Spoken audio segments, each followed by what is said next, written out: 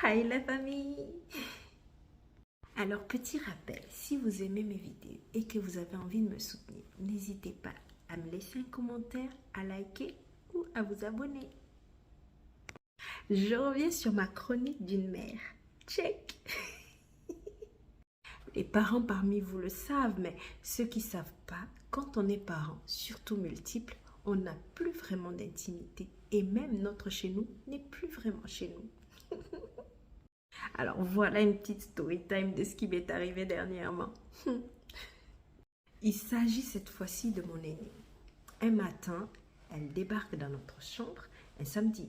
C'est le genre de jour où tu as envie de faire une grasse mat. Quant à nous, disons qu'on n'est pas très habillés. Premier réflexe, on se planque sous la couette et on exige qu'elle sorte.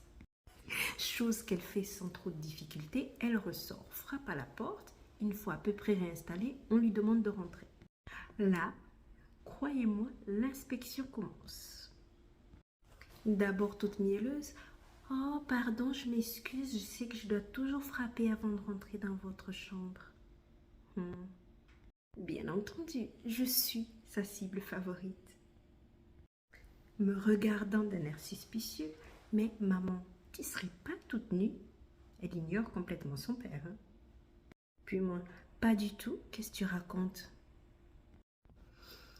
C'était que le début, je savais que j'étais foutue. Voilà les rappels des règles. Maman, tu te rappelles que tu nous interdis toujours de nous balader toutes nues devant les gens? Moi, je dis pas un mot. Alors, qu'est-ce que tu fais toute nue devant papa?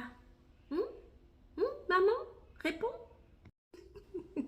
Elle rajoute, est-ce qu'il est vraiment obligé de supporter tout ça, le pauvre?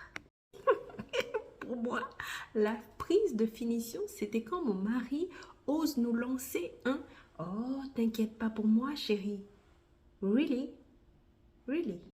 Normal, monsieur lui a eu le temps de mettre son t-shirt. Dans ce cas-là, le mieux, c'est de faire son meilleur culpa. Alors, je lui expliquais qu'il faisait chaud et qu'on était deux dans le lit et qu'effectivement, je me suis déshabillée, mais j'aurais peut-être pas dû. Alors que j'étais déjà en PLS, mon cher et tendre se décide quand même à intervenir. Tu sais, chérie, tu devrais sortir pour laisser le temps à ta mère de s'habiller. On t'appelle tout à l'heure. Comme si tout ceci n'était pas suffisant. Elle prend le temps de faire un bisou à son père et de lui dire « T'inquiète pas, ça va aller. »